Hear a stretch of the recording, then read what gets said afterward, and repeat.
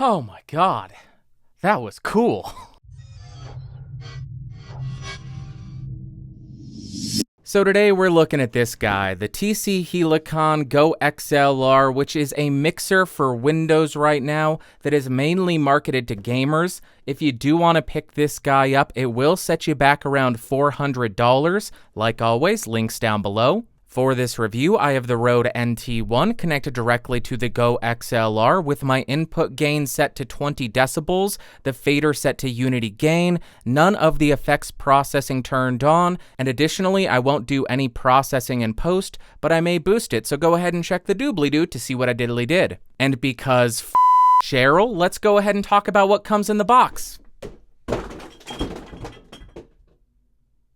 Obviously, you are going to get the GoXLR interface, you'll get the required USB cable, you'll get the necessary power cable, and you'll get some documentation. Then as far as the build quality, the device feels fine, but it's nothing that I would write home about. It does seem to have an all-plastic build quality. On the bottom, there are rubber feet to keep it from slipping around on your desk, and the dials, XLR port, and faders all have a little bit of wobble to them, but it's nothing out of the ordinary. Now let's go ahead and walk through all the buttons and dials on this thing. On the top of the device, you'll find 4 assignable faders with associated screens and mute buttons. You'll find 6 buttons for your effects presets. You'll find reverb, echo, pitch, and gender dials. You'll find 3 more buttons for a megaphone effect, a robot effect, and a hard tune effect. And lastly there, you will find an FX on or off button. Beneath this, you will find the sample pad, and there are 3 banks, both A, B, and C,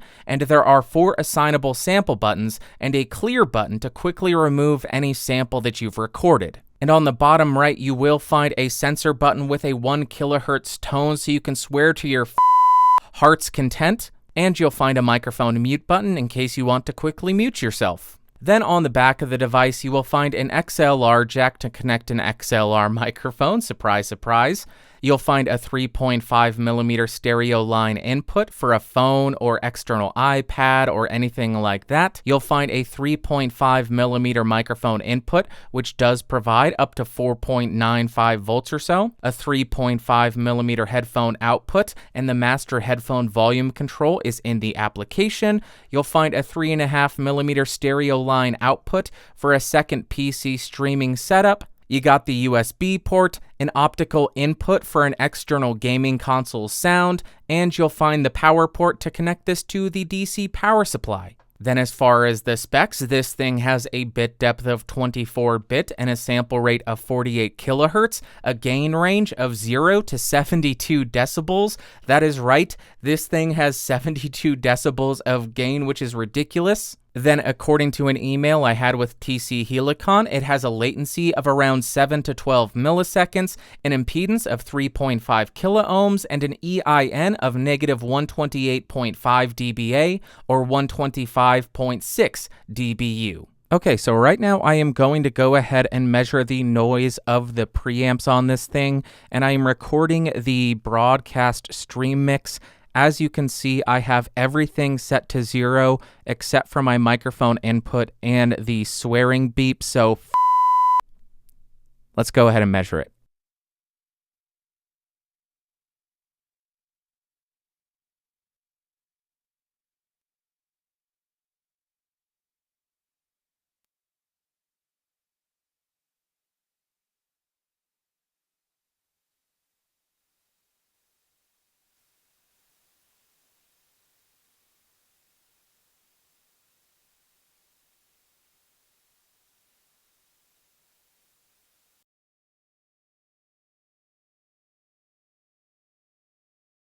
Now, in order to really test the preamps of the GoXLR, I've connected the Shure Sm7b directly to it.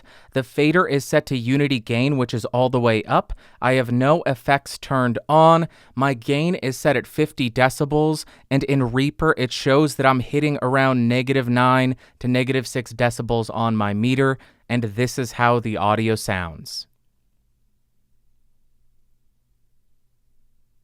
And as you saw, out of the 3.5mm jack, we were almost getting 5 volts, which is perfect for an electret condenser microphone. So I have the Neewer NW7000 connected with an XLR to 3.5mm jack connected directly to the device. My input gain is set to 17 decibels. On the meter in Reaper, I am hitting around -9 to -6 dB. My fader is at unity gain. No effects are turned on, and this is how the audio sounds. Right now I'm looking at the sound preferences in Reaper to show you what you can select as your input device from the GoXLR.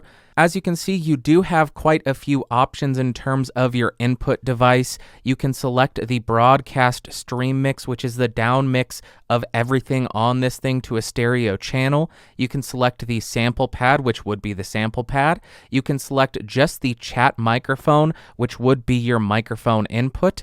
And that is it as far as input devices. Then when you look at the output devices, you have quite a few more options. You can route Reaper's output to the system, which is one of the faders. You can output it to the sample board. You can output it to the game mixer, the music, or the chat fader. So you can do a lot in terms of routing out, but you only have a few options in terms of routing inputs. So once you download the GoXLR app and open it up, this is going to be the page that you see. You can see in the upper left-hand corner, you have profiles, samples, and presets. This is all stuff that will help you easily recall settings for different sessions and different use cases, whether it be for a live stream or whether it be for a podcast or anything like that. And we're not going to dive too deep into any of that. In the upper right-hand side, you'll see this software rendition of the physical GoXLR, and as you make changes on the physical device, it will actually be reflected in the software as well. Then in the lower half of the app, that is where the real meat and potatoes of this thing lie. This is where you're going to make a lot of adjustments to your microphone sound, whether it be EQ, compressor, gate, or deesser, which we'll cover in a little bit.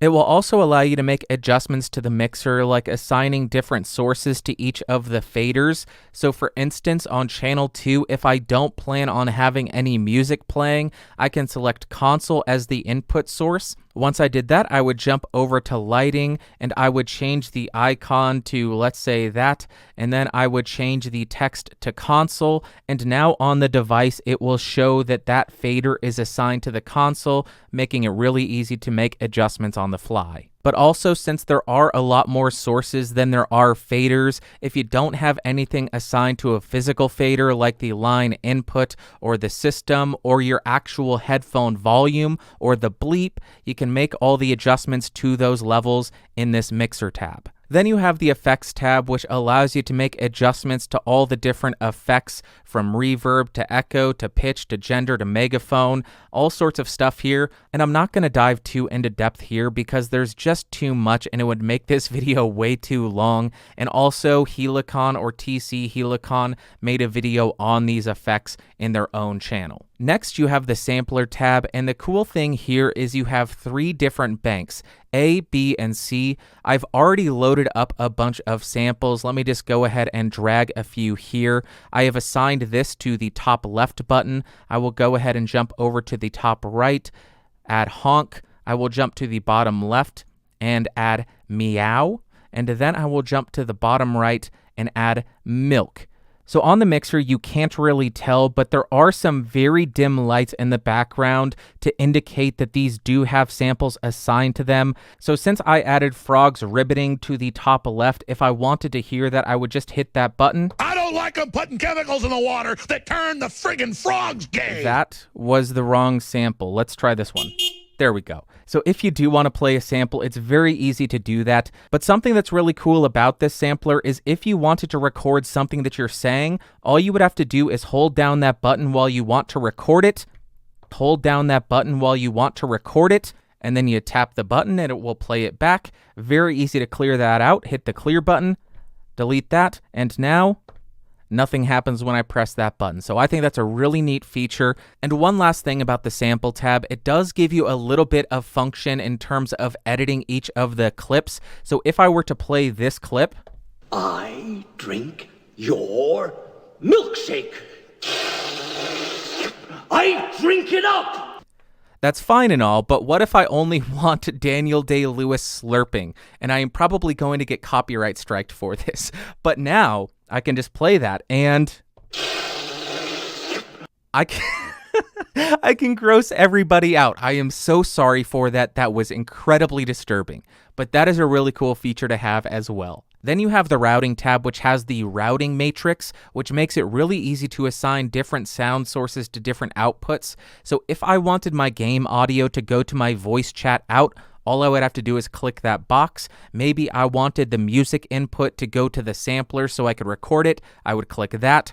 And that is how this thing works, and it is very easy. And lastly, you have a system tab, which has a tutorial, a manual, the software update, about your device, third-party info, analytics, but most importantly, it has the microphone setup. So if you want to change the gain of your microphone or turn on or off phantom power, you'll come to the system tab and select microphone setup. And then you get this pop-up window, which allows you to select a dynamic or condenser microphone. Condenser will turn on the phantom power, and it does give you this microphone meter telling you right here in this range you're good. If you go too loud, it says this is loud, and it will give you an error message saying this is clipping, lower the microphone gain. So that is a very nice feature to have, and hopefully that means we will hear a lot less clipping in live streams, because that is a very serious issue that drives me absolutely insane.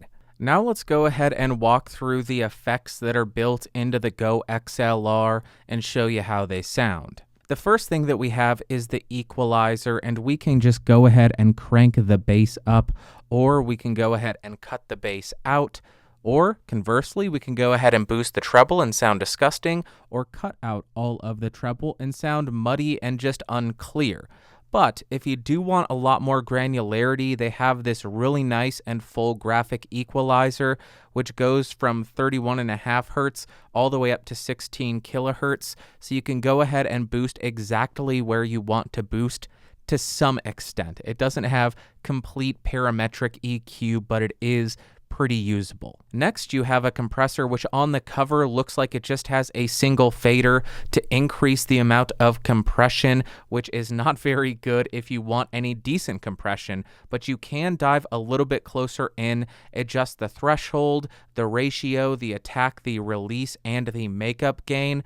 So if you know a little bit more about compression and what settings you want to use, then there you go, they have it, which is absolutely amazing to see. Next up, we have a gate, and again, on the surface, it looks like a single fader, but we can dive a little bit further in and adjust the threshold, the attack, and the release. If I increase this, you can tell that it has a very sharp cutoff, and it sounds very unnatural. Something that I personally would have liked to have seen here, maybe they can do this in an update, would be the amount of gain reduction, where you only decrease the gated portions by 12 or 15 decibels rather than negative infinity, and that would make it sound a lot more natural and a lot less jarring when you start and stop talking or when the gate enables and disables. And lastly, we have a Deesser effect, which will decrease the harshness of your S's, so you can increase this,